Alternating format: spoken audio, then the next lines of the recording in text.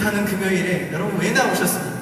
전심으로 하나님께 예배하고자 하는 마음 때문에, 그 간절한 소망 때문에 나온 건 아닙니까? 우리가 2시간 반, 3시간 가까이의 시간에 여러분 할 수 있는 것 전심으로 다 드리십시오.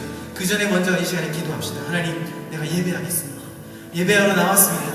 하나님, 그냥 돌아가지 않게 주님 나를 붙들어 주시며 나를 인도해달라고 기도하십시오. 하나님, 내가 예배의 목마름을, 이 갈급한 나의 심령들을 하나님 나의 도움이 되시는 하나님 때문에 감격하고 전심으로 예배하고 하나님을 찾고 하나님의 임재를 경험하고 그렇게 하나님 나아갈 수 있는 귀한 시간이 되게 해달라고, 어둠의 권세가 나의 아버지의 예배하는 것에 방해되지 않도록 좀 인도해달라고, 하나님 그 권세로 말미암아 주의 보혈의 피로 말미암아 하나님 그 능력으로 하나님의 찬송 가운데 하나님을 하늘의 찬송에 가무치게 해달라고, 이 시간 동서로 주여 한번 크게 외치며 이 시간 기도함으로 달려가기를 원합니다. 함께 기도합시다. 주여,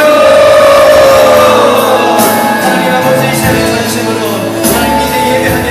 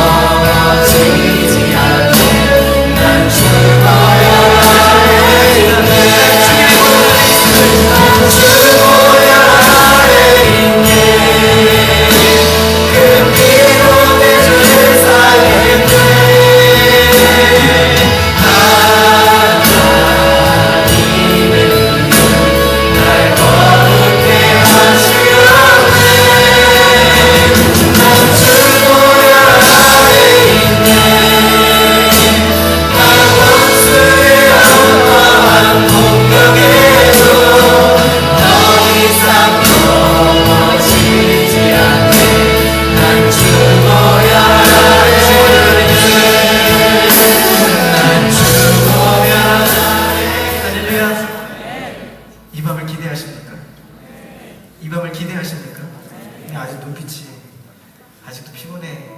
몇 날치 잠을 설쳐가지고 지쳐있어요. 오늘은 불타는 금요일입니다. 제가 왜 불타는 금요일인가 하는 이유를 자꾸 되뇌이는 이유는 주님의 임재 앞에서 원진의 날개 아래서 그의 빛과 진의 너를 찬양해.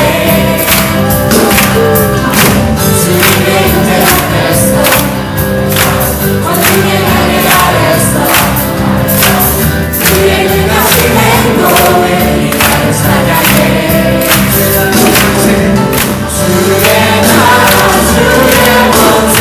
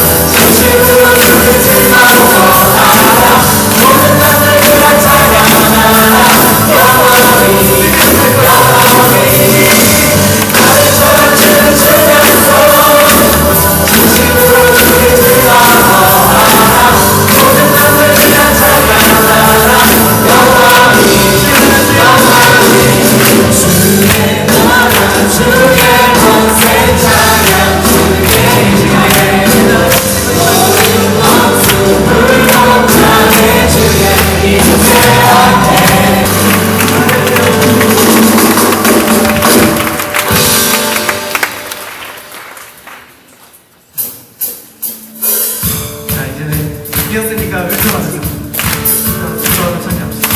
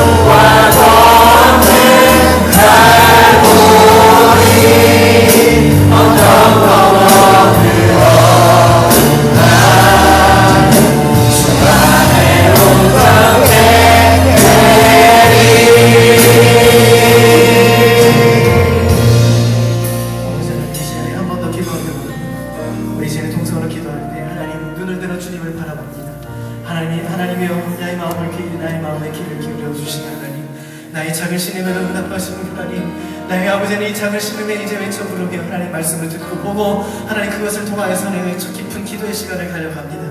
하나님이 아버지 이 주어진 시간에 내가 하나님 아버지 내 모습이 아버지 갚아오를 때까지 전심으로 하나님을 예배하고 찾고 부르짖고 나아갈 수 있는 밤이 되게 인도해달라고, 하나님 폭풍 속에서도 하나님 나를 건져주시는 하나님, 그 감이 올려온다 할지라도 나를 그곳에 피할 곳을 예비해 주시니 하나님의 그 음성을 듣는 시간이 되게 인도해달라고, 아버지여 나를 인도해달라고, 아버지여 나를 불쌍하게 여겨주셔서 나를 인도해달라고, 이 시간에 5분 정도 아버지 하나님 무승지 못세 나오실 때까지 우리 통성으로 기도하며 달려가기를 원합니다.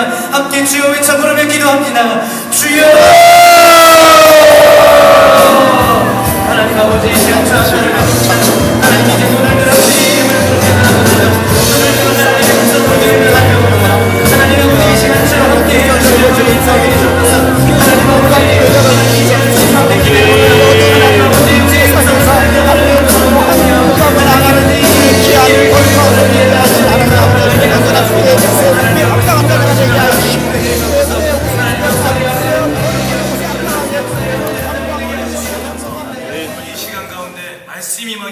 주시고 성령의 충만함이 임할 수 있는 귀한 은혜의 시간 될 수 있도록 주님 인도하여 주시옵소서. 내 마음을 열어 주의 음성을 듣겠습니다.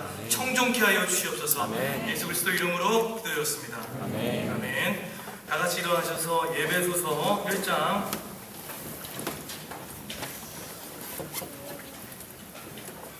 1절부터 마지막 23절까지 한번 읽도록 하겠습니다.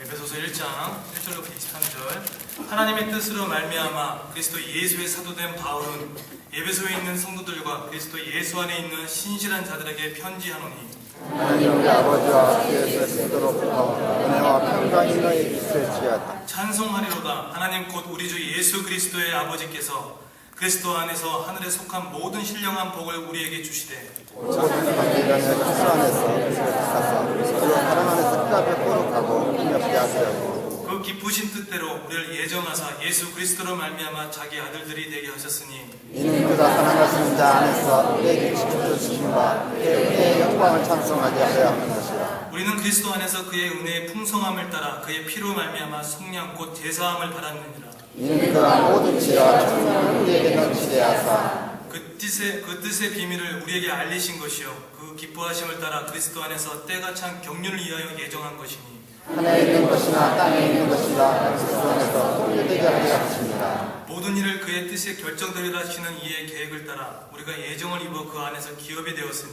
이는 우리가 그리스도 안에서 처음부터 바라던 그의 영광이 찬송하되게 하려 하십니다. 그 안에서 너희도 진리의 말씀 곧 너희의 구원의 복음을 듣고 그 안에서 또한 믿어 약속의 성령으로 인치심을 받았으니 이는 우리 기업의 보증이 되사 그 얻으신 것을 총명하시고 그 영광을 찬송하여 하십니다. 이로 말미암아 우리 주 예수 안에서 너희 믿음과 모든 성도를 향한 사랑을 나도 듣고 내가 기도할 때 기억하며 너희를 말미암아 감사하게 느끼시지 아니하고 우리 주 예수 그리스도의 하나님 영광의 아버지께서 지혜와 계시의 영을 너에게 주사 하나님을 알게 하시고 너희 마음을 밝히사 그의 부르심의 소망이 무엇이며 동반에서 그 기업의 영광의 풍성이 무엇이며 그의 힘의 위력으로 역사하심을 따라 믿는 우리에게 베푸신 능력의 지극히 크심이 어떤 것을 너희로 알게 하시기를 구하노라.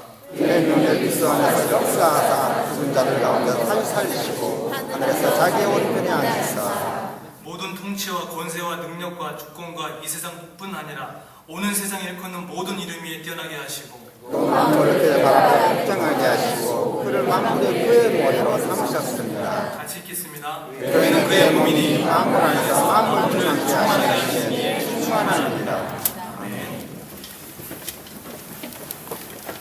다시 머리가 되신 예수 그리스도라는 제목을 가지고 하나님 말씀 증거하겠습니다. 어떤 한 분야를 접목하고 싶다면 그 분야의 대가의 책을 한 권을 선정해서 깊이 습독을 하고 하는 것이 좋다는 생각 같습니다. 이 책, 저 책 다 중요합니다. 그러나 내가 접목하고 싶은 대가의 책을 먼저 습득하고 나서 다른 참고 도서를 본다 그러면 좀 더 빨리 내가 원하는 분야를 접목할 수 있지 않나라는 그런 생각 같습니다.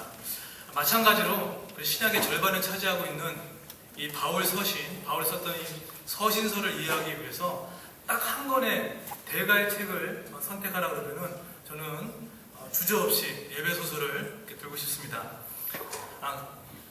6장밖에 안 되는 간단한 장이긴 하지만 이 예배소서 안에는 이 바울 신학의 사상이 아주 정수가 담겨져 있습니다. 짧은 이 6장 안에 교회론이 담겨져 있고 성령론이 담겨져 있고 또 기독론, 교회론, 또 심지어는 윤리에 대한 부분들까지도 아주 총망라된 책, 그게 바로 에베소서입니다.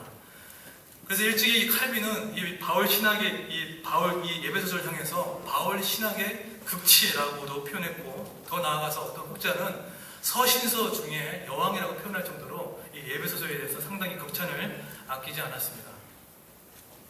물론 오늘 이 짧은 시간에 이렇게 깊이 있는 예배서를 다 이해할 수는 없겠지만 적어도 오늘 목표는 적어도 밑그림을 그리고 또한 여러분이 오늘 예배를 마치고 집에 돌아가시고 내일 아침에 일어나셔서 예배서를 같이 읽고 한다 그러면 말씀과 성령이 부딪혀 스토커가 튀게 되면 다시 한번 하나님의 지혜의 영이 우리의 눈을 밝혀주려 믿습니다.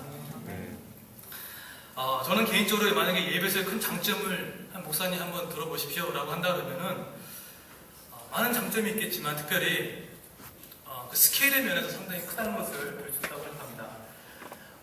무엇보다도 이 분열된 이 세상을 오직 그리스도 안에서 궁극적으로 회복된다는 이 거대한 담론을 담고 있는 책 예배소서입니다.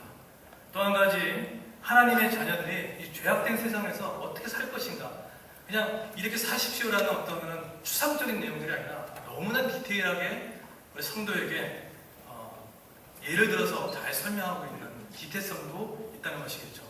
그게 예배소서 갖고 있는 장점이라고 이렇게 말씀드리고 싶습니다. 이렇듯 예배소서를 제가 뭐 깊이가 있습니다, 사상이 아주 깊습니다라고 하면은 정말 어려워서 어떻게 읽겠느냐 이런 마음도 있겠지만, 반면에 또 예배소서의 구조는 상당히 단순한 구조로 가지고 있습니다. 간단하게 말씀드리자면 1장과 3장은 하나님의 은혜로 얻게 된 영광스러운 성도의 주의에 대해서 설명하고 있습니다. 성도의 특권이 뭐냐, 내가 예수 믿음이 어떤 특권이 있고 어떤 주의를 누리고 있는지에 대해서 어떤 존재론에 대한 강조를 충분히 하고 있습니다. 그리고 4장에서 6장에서 그렇다면 성도가 이 지혜에 맞는 이 현실에서 어떻게 살 것인가에 대해서 상당히 구체성을 가지고 이야기를 하고 있습니다. 성도가 얻게 된 그 특권, 그리고 성도가 어떻게 살 것인가에 대한 어떤 그 삶에 대한 부분들, 이걸 좀 다른 말로 쉬운 청년들의 언어로 표현한다 그러면 비잉의 모습이냐 또 doing의 모습으로 살 것이냐 라고 해도 어떻게 틀리지 않다고 생각했습니다. 여러분, 신앙생활을 하면서 성도의 존재는 좀 이 비잉이 중요하겠습니까? 아니면 어떤 행하는 doing이 중요하겠습니까? 둘 다 중요합니다. 둘 다 중요한데, 근데 이 순서가 뒤바뀌게 되면 상당한 어려움을 취할 수 있습니다. 어떤 사람은 doing이 앞서는 분들이 있습니다.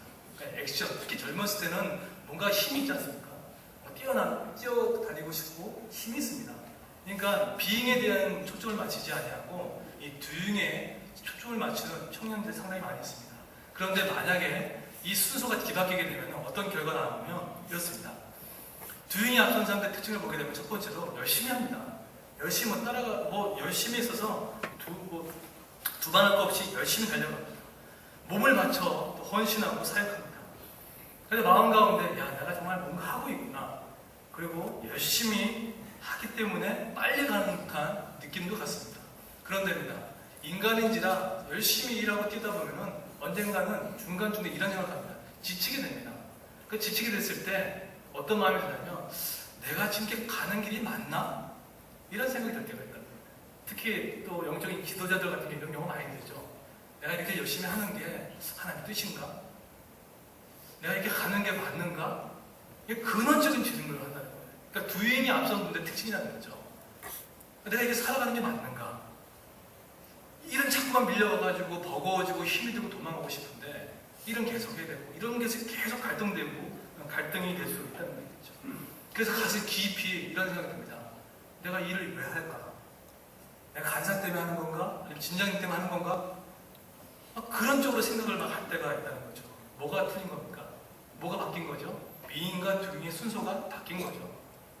성경은 절대로 이 순서에 대해서 뒤바뀌지 않습니다. 특별히 예배소 4장에 가게 되면은 교회 은사에 대한 부분이 나오지 않습니까?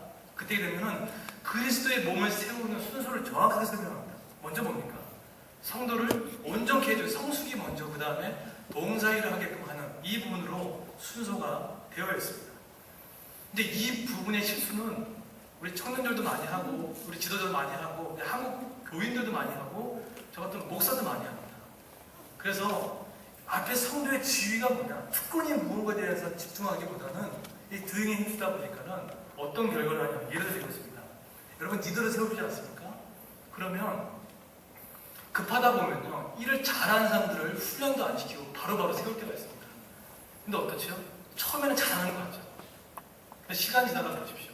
훈련 없이 교육 없이 세웠던 그 리더 때문에 공동체가 어려워지고, 되게 카르고 그런 들은 아니고 진짜 어려운 생각했다가 종종 많이 있습니다.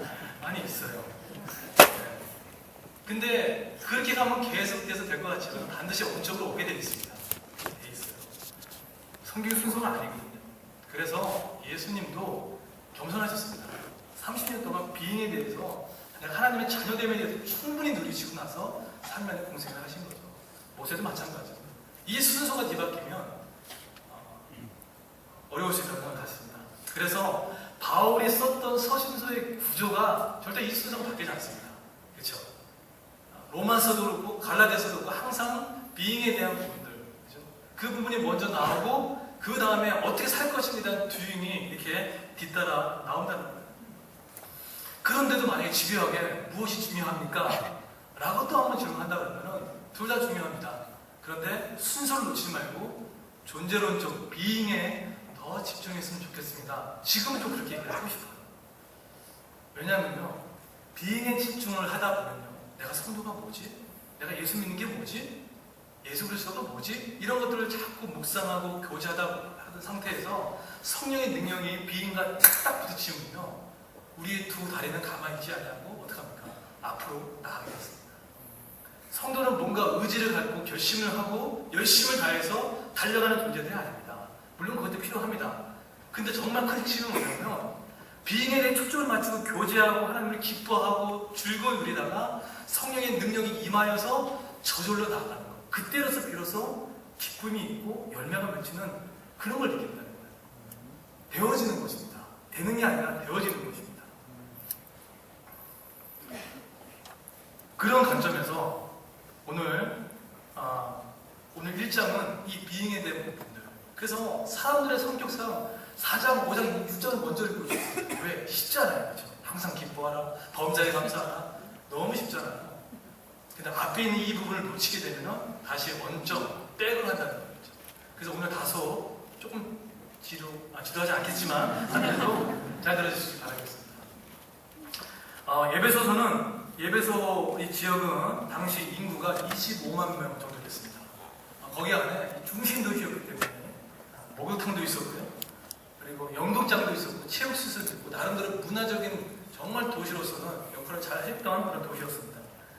그런데 이 도시에는 무수한 신들, 특히 여신들을 많이 숭배하고 있었는데 그 대표적인 여신이 누구였냐면 아르테미스라는 다이아나 신 들어보셨습니까? 그 신을 엄청나게 숭상했습니다.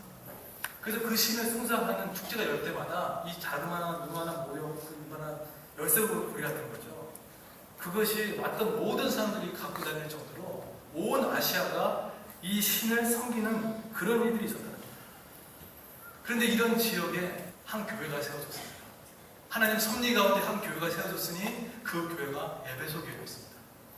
이 에베소 교회가 어떻게 세워졌냐면 2차 전도 여행을 바울과 브리스길라와 아굴라와 함께 할 때 거기서 이 바울이 브리스길라와 아굴라를 거기에 남겨놓고 돌아가려고 할 때 한 지역 해당 지도자가 바울을 딱 붙잡고 이렇게 얘기합니다.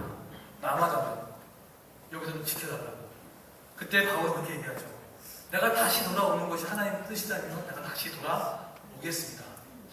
라고 했는데 바울이 돌아왔습니까? 안 돌아왔습니까? 돌아왔어요. 돌아와서 2년여 동안 그 에베소 지역에 머물렀습니다. 근데 자 보십시오. 이때 2년 동안 머물렀던 바울이 결정했던 결정적인 이유가 첫 번째 문제를 내겠습니다. 에베소 지역이 좋아서. 두 번째, 전도 전략적으로 탁월해서. 세 번째, 그냥 갈 데가 없어서.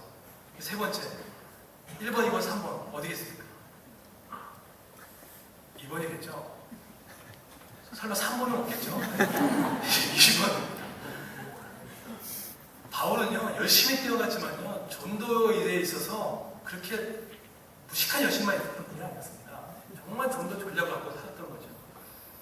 전도 전략상 상당히 중요한 위치가 에베소 지역이었습니다. 왜 그러냐면요, 이 에베소 지역이 당시 아까 말씀드렸지만 중심 도시였습니다. 그리고 동서로 있는 대로를 한눈에 볼 수 있는 지역이었어요. 그리고 자 보십시오. 에베소를 딱 이렇게 중심으로 해가지고 230개의 독립 커뮤니티가 있었습니다. 작은 군소 도시가 있었어요. 그러면 여러분이 만약 영적 지도자라면 만약에 그 에베소 지역에 들어가서 만약에 복음을 증거한다면 도시를 만약에 선택한다면 여러분은 어디 선택하시겠습니까? 물론 작은 것도 필요하겠죠. 그렇죠? 근데 사도 바울의 결정했던 지역이 어디였습니까? 그게 바로 에베소 지역입니다. 거기 결정을 내렸다는 거예요. 중심 도시였기 때문에. 추측컨대 그렇습니다. 아마 그랬을걸요. 영적 내관, 예배소만 제대로 하면 터지면, 제대로 여기 내관 하면 터지면은 그 예배소를 중심으로 한 230개의 독립된 그 군소 도시에 영향을 미칠 수 있겠다 라는 그 생각을 했을까 안 했을까요? 저는 분명히 했다고 생각했습니다. 왜 그러냐면 이런 동일한 패턴이 하나 있죠. 로마서였습니다. 로마서 그 편지를 받았던 대상이 믿는 사람이었습니까? 안 믿는 사람이었습니까? 믿는 사람이었습니다. 복음을 알았던 사람이었습니까? 몰랐던 사람이었습니까? 아는 사람들이었어요. 전통이 있었습니까? 없었습니까? 전통이 20년, 30년 했던 전통이 있었던 교회였습니다. 그런데 전통이 있는 로마를 향해서 복음을 더 아주 핵심되는 복음을 증거했다는 거예요. 이유가 뭘까요? 당시 로마는 제국의 중심이었습니다. 그 로마의 제국만 제대로 터뜨리면 이어졌던 행정도시 도로를 통해서 복음이 편만하게 증거할 수 있는 거대한 스케일을 바울이 저는 느꼈다고 생각했습니다. 그래서 예배소 지역을 저는 전도 전략 싸움으로 요층지로 했다고 생각합니다. 볼링 잘 치십니까? 볼링엔 킹핀이 있습니다. 볼링에서 스트라이크를 치려면 앞에 있는 1번과 뒤에 맨 뒤에 있는 10번을 때리면 넘어지지 않습니다. 그런데 1번과 3번 중간 사이에 5번을 때려야지 정확한 스트라이크가 나올 수 있습니다. 예배소 지역은 어떻게 보면 영적 킹핀이었습니다. 거기만 제대로 터지면 제대로 나온다고 하면 예배소 지역을 중심으로 해서 230개 독립 도시가 복음으로 확산될 수 있겠다는 그런 마음을 저는 가졌다고 생각했습니다. 실제로 바울은 그렇게 생각했고 사도행전 19장 8절을 다 같이 찾아보도록 하겠습니다. 어떻게 했는지. 사도행전 19장 8절입니다. 영적 킹핀 예배소를 향해서 어떻게 했는지.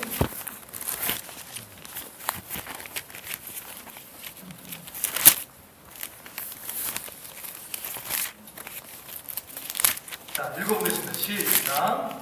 어린이는 사랑에 들어가 딸보다 담대히 하나님의 나라에 가나요? 권면하되. 여기 킹핀이구나. 여기가 핵심 내관이구나. 여기만 터뜨리면 된다고 했는데 지금 증거했습니다. 근데 결과를 보십시오. 어떻게 됐죠? 9절이 아니죠. 9절. 다 같이 한번 읽어보겠습니다. 시작. 어떤 사람들은 마음을 순종하지 않고 우리 앞에서 이도를 피방하거나 바울이 그들을 떠나 지하들을 따로 세우고 그러서는 보다 강론하니라. 알겠습니까? 증거를 딱 했는데 마음을 굳은 사람들이 있고 순종하지 않는 무리들이 있어서 어떡합니까? 반대를 한 거예요. 그런데 바울이 이때 포기하지 않냐고 뭘 어떻게 했죠? 9절 한번 보십시오. 하반절 뭐라고 합니까? 그들을 떠나서 제자들을 따로 세우고 두란노 서원에서 날마다 뭐 한다고요? 강론했다. 두란노는 건물의 이름이 아닙니다. 사람의 이름입니다. 이 두란노는 이 원어로 보니까 티라누스라는 사람의 이름입니다. 뜻이 뭐냐면 주권이라는 뜻이에요. 이 주권이라는 이름 뜻인데 이 사람은 유명한 예배소 지역의 철학자인 동시에 수사학자였습니다. 이 사람의 강의가 얼마나 탁월했는지 가장 많은 학생을 가지고 있었어요. 가장 큰 서원을 가지고 있던 사람이 바로 이 두란노라는 사람이었습니다. 이걸 벤치마킹했던 분이 누구죠? 작고하신 오늘의 교회 하영재 목사님이 이때 이 두란노를 벤치마킹 하셔서 신촌인가 홍대인가요? 거기서부터 몇 평 안 되는 그 지역부터 청년을 대상으로 말씀을 가르치기 시작했다는 거예요. 그게 두란노 운동이었습니다. 다시 말하면 말씀 운동이었다는 거예요. 어디에서요? 그 중심 도시, 그 첨단 도시, 예배소 중심 도시에 말씀의 부흥 운동이 일어나기 시작했다는 거예요. 그런데 이때 바울의 열심히 얼마나 했는지 여러분 이때 잘 아시는 게 두란노에서 서원에서 11시부터 4시까지 복음을 강론했습니다. 가르쳤습니다. 근데 이 시간에는 지금처럼 날씨가 너무 뜨거워가지고요. 낮잠을 자고 휴식을 취하는 그 시간이었습니다. 근데 이때 바울은 어떻게 했냐면 일하기 좋은 시간에 일을 하고 나서 11시부터 4시까지 잠자고 휴식 시간에 그때 제자를 따로 불러다가 그때 성경을 가르쳤다는 거예요.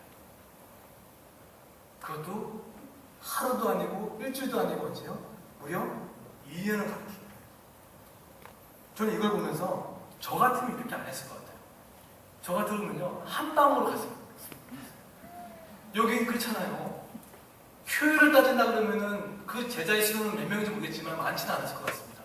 그렇게 따지면 500명, 1000명을 불러다가 젊은 예배 한 2, 3천 되지 않습니까? 그 한 명을 다 불러다가 몇 시간을 강의시키는 게 오히려 좀 더 효율적으로 갈 수 있다는 생각하십니다. 그런 유혹 많이 받거든요. 한 번에 때리면 되는 거잖아요. 그런데 경험입니다. 군중을 통해서 강의를 하면 사람들이 훈련이 다 될 것 같지만 약합니다. 약해요. 그래서 제가 신뢰를 한 5년 넘게 현장에서 뛰다 보니까 실제적으로 삶의 현장을 변형을 일으키는 사람의 특징은 복음을 외치는 사람이 아닙니다. 복음으로 체계화된 고도화된 훈련을 받은 그 사람이 회사를 변화시키더라고요. 데이빗 웰즈라는 신학 실종을 썼던 분 신학자 계시죠? 그분이 이런 언어 유희를 하더라고요. 복음으로 세상을 변하지 않는다. 그러나 복음으로 말미암아 고도화된 체계적으로 훈련받은 사람을 통해서 세상을 변화시켰습니다. 저는 이 말에 절대 공감합니다. 정말 그럽니다. 어중이 떠중이 훈련받아가지고는 나도 변화를 못 시킵니다. 바울은 효율보다 더 집중해서 불화성에서 집중했던 거죠. 그랬더니 10절 보십시오. 드디어 바울이 그렇게 선생님 하고 나서 어떻게 합니까? 10절 다 같이 한번 어떤 일이 생겼습니다. 시작. 그동안 우리가 같이 아시아에서 사는 유대인과 헬라인이나 다 주의 말씀을 듣더라. 예. 아시아에 있는 사람들과 유대인들과 헬라인들을 할 것 없이 모든 주님의 말씀을 듣는 일들이 생겨났고요. 이 여파가 에베소 지역부터 시작해가지고 230개의 세던 군소 커뮤니티들 가운데 지역적으로 퍼져나기 시작했다. 심지어는 사업자로 왔던 예배소에 왔던 상인들마저도 이 복음을 듣고 나서 자기 고향에 가서 복음을 증거하며 말미암아 복음이 확산되는. 그래서 사도행전에 3대 교회가 유명하죠. 초대교회도 어떤 교회죠? 예루살렘의 초대교회. 그 다음에 바톤을 누가 이어받았습니까? 안디옥 교회. 그 다음에 안디옥 교회 바톤을 누가 이어받았습니까? 예배소 교회가 이어받았습니다. 그만큼 중요한 역할을 했던 교회였던 거죠. 바울이 딴 데 돌아다녔습니까? 그 출하는 그 장소에서 딱 지키면서 움직이지 않냐고 거기서 꾸준하게 하나님의 말씀을 받고 심겨 나갔다는 거예요. 예배소를 어디서 썼죠? 감옥에 썼습니다. 여러분 당시 감옥은 바울은요 양팔에 쇠사슬이 묶여져 있습니다. 그리고 양 옆에 간수장들이 있습니다. 그리고 대독한 사람이 있었기 때문에 대독자가 필요했을 겁니다. 그만큼 쓸 수 없는 환경이었습니다. 그런데 거기서 뭐가 탄생합니까? 옥중서신 탄생하고 그 옥중서신이 회당형으로 뛰면서 복음이 묶여있지 않고 어떻게 합니까? 복음이 지역과 열방을 통해서 퍼져나가는 것들을 보지 않습니까? 여기 중요한 지혜가 담겨져 있습니다. 바울이 움직였습니까? 움직이지 못해도 멈춰 있더라도 거기서 복음은 확산되는 거죠. 선택과 집중입니다. 여러분 많이 움직인다고 해서 하나님이 하는 거 아닐 수도 있습니다. 물론 나갈 때는 하나님이 할 수 있지만 내가 있는 그 자리에 앉아서도 하나님 일은 할 수 있다는 거예요. 그러면 더 쉽게 적용한다 그러면요. 바로 옆에 앉아있는 그 사람이 상당히 중요합니다. 내 옆에 있는 사람이 얼마나 말씀을 받고 반응하고 있는지, 내가 간 사람은 내가 지금 듣다가 어떤 반응을 하고 있는지 이게 중요한 거예요. 근데 마귀는 이렇죠. 여러분 만약에 내가 마귀에게 시험에 들었다 안 들었다 라고 판단하는 기준이 있다 그러면 지금 내가 하는 일이 자꾸 소홀히 여겨지고요. 내가 이 다른 일을 하게 되면 나중에 잘할 거라는 그런 마음이 떠있는 분들이라면 아직 성경이 말하는 이 복음의 진수, 지혜를 모르는 겁니다. 정말 성령이 충만하게 되면요. 내 가까운 사람에 집중합니다. 진짜예요. 성령이 충만하고 하나님과 교제가 깊어지면요. 아니 그게 간 사람은요. 내 바로 이 리더한테 집중하게 되어 있습니다. 그게 직장이라면 지금 내가 그 회사가 크든 상장 회사든 코스닥에 들었든 안 들었든 상관없이 그 회사가 5명이든 6명 상관없이 너무 소중히 여기면서 거기서부터 복음을 하기를 원해요. 우리 팀의 팀 모임에 5명이 나오지 않아서 상관없이 충만하면요. 그 이 복음의 질을 안다 그러면요. 거기서부터 일이 풀어나가요. 그런데 이 지혜를 모르고 충만하지 않으면요. 자꾸 뭔가 다른 데 가면 잘할 것 같고 뭔가 딴 데 움직이면 될 것 같으면서 내가 그 한 일에 집중하지 못하게 만드는 일이 있다면 저는 마귀의 속임수로 봐도 틀리지 않다고 생각했습니다. 저는 그렇게 봤을 때 삼일교회가 예배소 교회 같아요. 이 교회가 정말로 예배소 교회처럼 이 한국 사회의 중심 도시에 있습니다. 또 복음에 또 강해설교에 탁월한 목사님 보내주셔가지고 청년들이 두임이 강한 청년들을 붙잡아다가 조금 답답할지 모르겠지만 청년의 마음 가운데 정말로 핵심 복음과 그 지혜의 말씀을 들어간다 그러면 언젠간 그 지혜의 말씀 가운데 복음의 정서를 깨닫게 돼서 성령의 능력이 전입히게 되면은 저는 틀림없이 이 읽었던 예배소 교회에 임했던 그 놀라운 능력이 임하라고 믿습니다. 그래서 정말로 여러분 부흥을 원하십니까? 다시 한번 부흥을 제2의 부흥 꾸십니까? 제가 깨닫는 거예요. 바로 옆에 있는 사람부터 시작하는 겁니다. 바로 내가 처해 있는 그 회사부터 시작하는 겁니다. 그리고 땅 교회, 저 교회가 돌아가는 게 아니라 삶의 교회부터 시작하는 겁니다. 저는 그러면 바울이 들어놓은 그 손에다 자리를 딱 틀어안고 말씀 부흥을 운동을 일으켜서 사도행전의 후반부를 장식했던 것처럼 삶의 교회가 쓰러지는 한국 교회를 세워나가는 그 중심인 좀 되라고 믿습니다. 다시 한번 저와 여러분과 팀과 교회의 모든 공동체 가운데 이 사도 바울이 도란노의 그 자리에 틀어앉아서 이 진리 안의 말씀을 계속 강론함을 말미암아 예배소회가 누렸던 그 놀라운 말씀의 부흥 운동이 저와 여러분의 있기를 예수 그리스도는 축원드리겠습니다. 그래서 우리 같으면 빨리 4장 얘기하고 싶고 5장 얘기하고 싶은데 6장 얘기하고 싶은데 바울은 급하지 않습니다. 천천히 얘기합니다. 그래서 답답하겠지만 1장에 대해서 오늘 다 읽었지 않습니까? 1장에 대해서 성도의 비행에 대해서 성도됨에 대한 얘기를 하고 있죠. 특별히 1장 1절부터 23절까지 성도들의 소유한 풍성한 복에 대해서 얘기하고 있습니다. 여러분 제가 한 15초 드릴게요. 1장 1절부터 23절까지 자꾸 중복되는 단어 한번 찾아보십시오.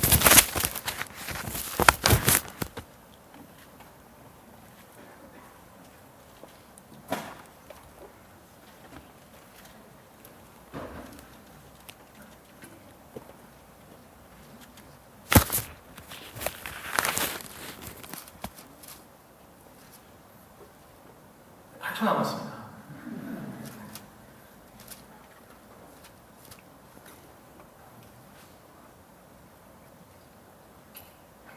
네, 뭔 것 같습니까? 네, 그리스도 안에서 기도문이 많이 담겨져 있는 부분도 있고요. 거기 찬송한다는 부분이 나오죠. 찬송을 듣는다는 표현이 나오죠. 근데 그 찬송의 단어가 중복되면서 누굴 찬송하는지를 잘 수식하는 게 있습니다. 이게 뭐죠?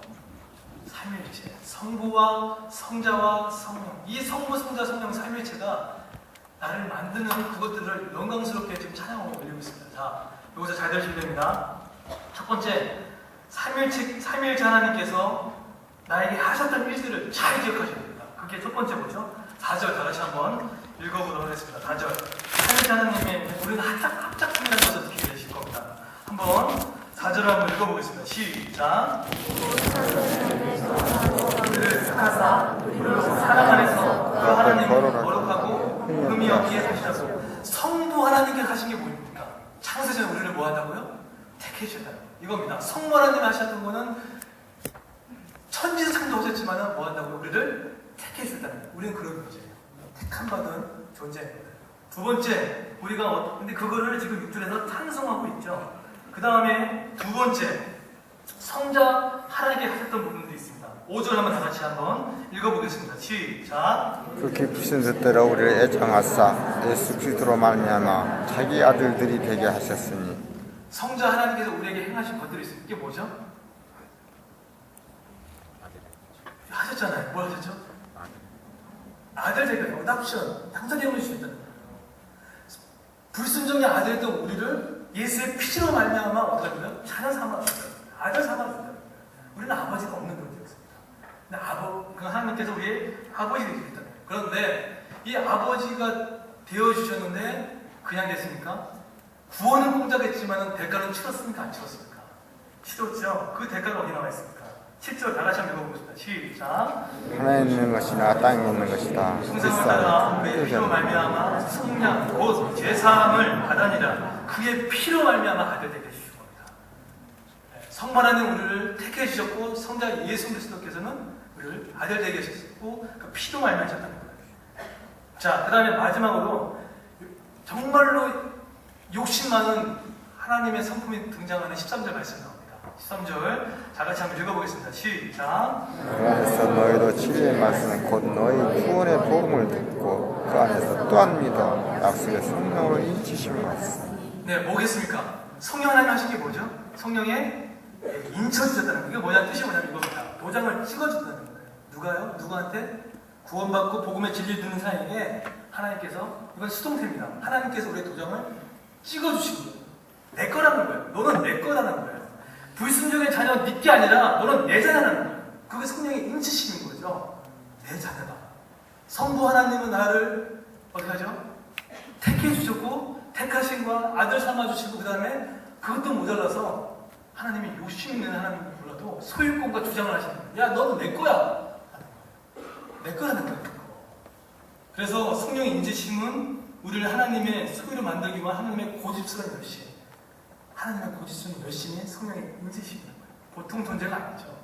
이런 존재가 바로 삼일째 이 합작품을 만든 작품이 저와 여러분이라는 거예요. 빨리 4호장 주장 가고 싶죠. 이거를 지금 이론은 들어갔지만 성령께서 여러분 마음 가운데 깊이 기도하면서 간격이 일어나는 걸 있으면 축원드리겠습니다. 이게 돼야 돼요. 어느 장년분들은 이걸 아시는 것 같아요. 그렇다. 그래서 행함보다는 하나님의 구원됨과 감사함 그런 것들이 밀려올 때가 있습니다. 그런데 이 성부 성자께서 이 구원됨에 머물지 않고 또 스케일 있게 또 우리에게 뭘 얘기하십니까? 에베소서 마지막인데요. 에베소서 1장 9절 한번 다시 읽어볼까요? 시작. 그 뜻의 비밀을 우리에게 알리신 것이요 그의 기뻐하심을 따라 그리스도 안에서 때가 찬 종류를 위하여 예정하신 것이니. 에베소를 푸는 키워드 열쇠가 하나, 마스터 키 하나가 있습니다. 비밀이라는 단어입니다. 앞으로 에베소를 읽어나가실 때 비밀 나오면은 반드시 기억하시고 읽으시면 에베소가 확 풀리는 경험을 하실 겁니다. 여기서 비밀 뜻이 뭐냐면 하나님께서 죄로 인하여 파괴되고 분열된 인간 세계를 누굴 통하여? 그리스도를 통하여 회복시키고 통일시키려는 계획을 그 성도들에게, 우리에게 그 비밀을 알려주시는 거예요. 그게 비밀입니다. 그런데 여기서 말하는, 근데 왜 그래서 그 목적 주인술이 잘 나와 있죠. 10절입니다. 마지막입니다. 10절 시작. 하늘에 있는 것이나 땅에 있는 것이나 다 그리스도 안에서 통일되게 하려 하십니다. 여기서 통일하는 것은 남북 통일 그 통일이 아니라 여기서 이 통일은 다시 머리가 된다는 뜻이에요. 그래서 그 비밀을 알렸을 때 우리는요 성부와 성자와 성령의 능력으로 말미암아 아들 되게 하셨고 또 제사 받게 해주셨고 또 우리 인치심을 받았는데 그걸로 끝나지 않고 그리스도께서 점점 더 그리스도를 통해서 우리를 통해서 구원의 계획을 이뤄가는 그 통일의 비밀을 우리에게 알려주셨다는 것이죠. 결론 맺겠습니다. 다 잊어먹어도 좋습니다. 이것만 기억하십시오. 성부 하나님께서 우리를 뭐 하셨다고요? 택해 준다는 거예요. 두 번째로 성자 예수께서 우리에게 어떻게 해요? 아들 삼아 주셨다는 거예요. 마지막으로 성령 하나님께서 우리를 인쳐 주셨다는 거예요. 넌 내 거야 하고 나서 그걸 끝나지 않았고 우리에게 비밀을 알려주셨다는 거예요. 여러분 지금 인지 안 하시나 하나님의 구원 계획이 아무것도 안 이루어진 것 같죠? 아닙니다. 하나님의 전략은 조용한 별다치 전략입니다. 점점점 확산되는 운동력이 있다는 사실을 잊지 마십시오. 근데 이 모든 것도 바로 나로부터 시작되어지고 내가 하나님 앞에 부드러운 데서 되려고 믿고 살아가는 저와 여러분 되기를 예수 그리스도로 축원드리겠습니다. 아멘. 다 같이 일어나겠습니다. 마지막으로 우리 성부와 성자와 성령의 내용들을 잘 포함하고 있는 찬양을 하겠습니다. 하나님께서 세상을 주시고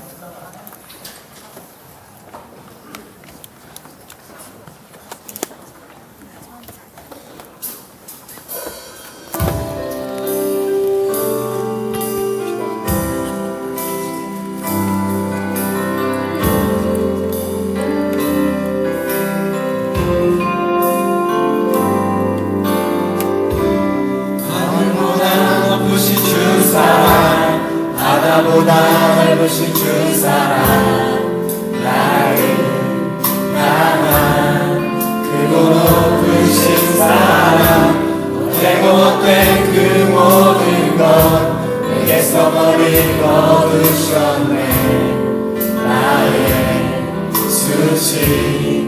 찬양되었네. 하늘보다 높으신 주 사랑, 바다보다 넓으신 주 사랑, 나를 나간 크고 높으신 사랑, 헛되고 헛된 그 모든 것 내게서 멀리 거두셨네. 나의 수치 찬양되었네. 어머니 감사드리 주님의 은혜, 날 찾아주신 그 사랑, 곧 주님 내 전부 사랑해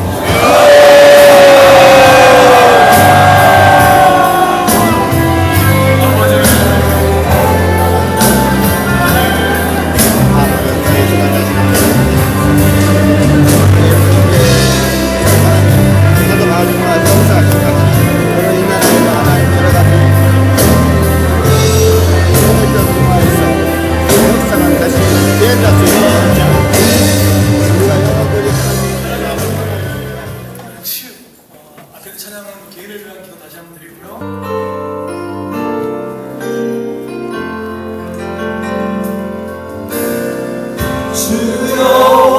주여와 능력의 주 내 영혼을 치료자 말씀으로 날 고치시네 주님 나의 치료자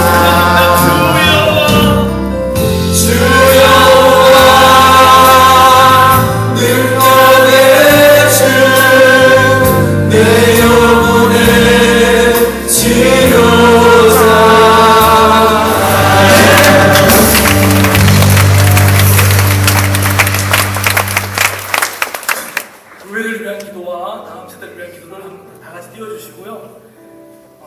신약에는 아나니아와 삽비라를 통해서 교회 초기 때 교회 흥할 때 부정한 거 하나도 침투하지 못하도록 그냥 죽임을 시키죠. 똑같은 사건이 구약에 있었습니다. 아간의 문제였습니다. 이것도 정복조언의 사건이었던 거죠. 그래서 교회 공동체 안에 어떤 세속적인 모든 부분들이 없어야 됩니다. 성령이 통치하시는 교회 안을 믿습니다. 할렐루야. 하나님 아버지, 우리를 사용하소서. 같이 한번 찬양 기도를 하겠습니다.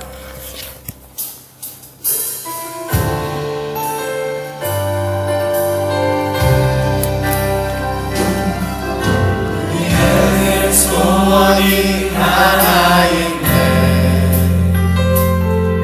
주님 다시 오실 그날까지 우리 가슴에 새긴 주의 십자가 사랑 나의 교회를 사랑케 하네 주의 교회를 향한 우리 마음 희생과 포기와 가난과 고난 하물며 죽음조차 우릴 막을 수 없네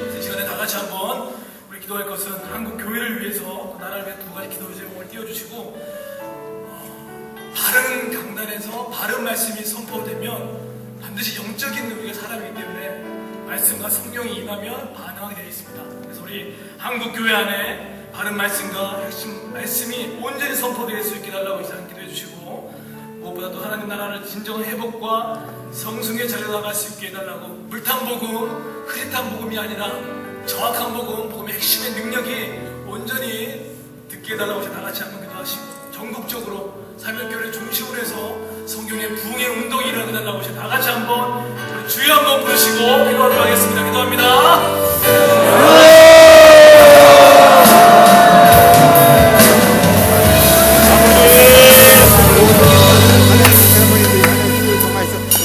우리 계속해서 서신 채로 제가 여러분들에게 드리는 마지막 기도 제목에 귀를 기울여 주시고 함께 기도했으면 좋겠습니다.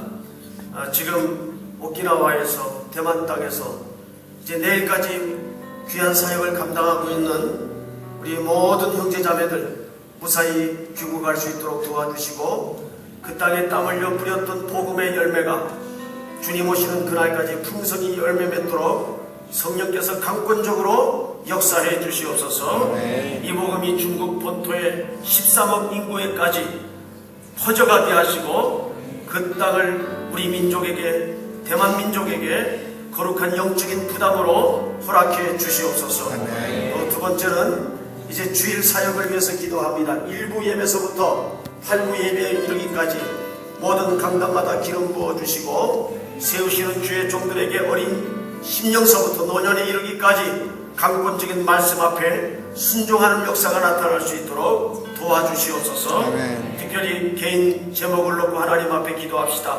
금요일 밤마다 나와서 부르짖는 제목에 하나님이 귀 기울이 응답해 주시고 하늘 보좌를 움직이셔서 우리의 간절한 오랜 수건의 기도가 응답되는 기도의 밤이 될 수 있도록 도와주시옵소서. 결혼, 직장, 건강, 진로 많은 삶의 고단한 문제들이 있습니다.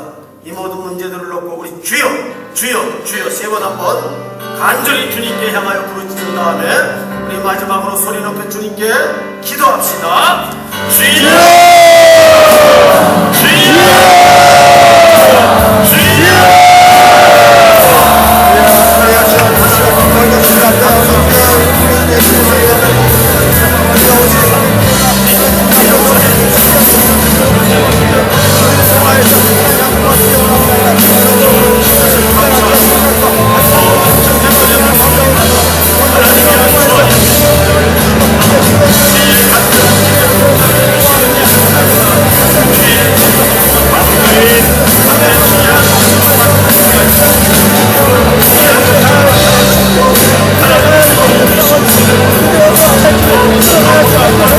Thank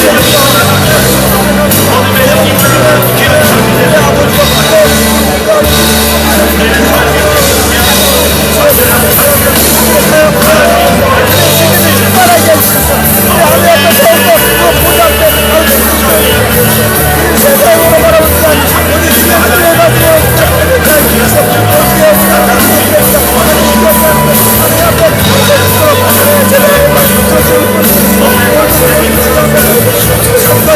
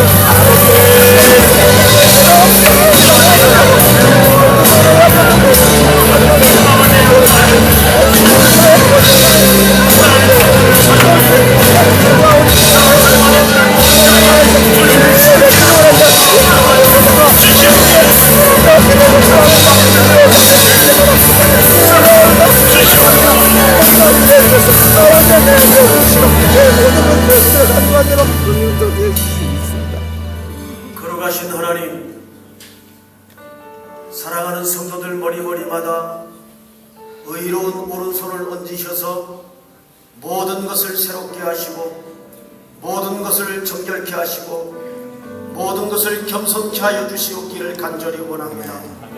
하나님의 은혜 앞에만 굴복하는 교회와 모든 성도들의 삶이 될 수 있도록 도와주시옵소서. 지금도 진행되고 있는 모든 선교 일정에 동행해 주시고 예수님 앞서 행하시는 예수님의 일하심을 동행하며 목격하는 선교 일정이 되도록 함께하여 주시옵기를 간절히 원합니다. 이어지는 캄보디아 미얀마 땅에도 주님이 앞서 택한 영혼들을 얼마든지 부르시는 줄을 믿습니다.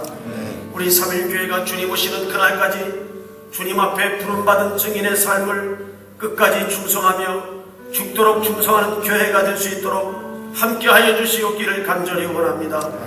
오늘 이 밤에도 온 밤을 지새우며 크고 작은 많은 사연과 제목들을 주님 앞에 구했습니다. 자비를 베풀어 주셔서 모든 성도들의 젊은이들의 간절한 눈물의 기도를 귀 기울이시고 이미 응답해 주신 줄을 믿습니다.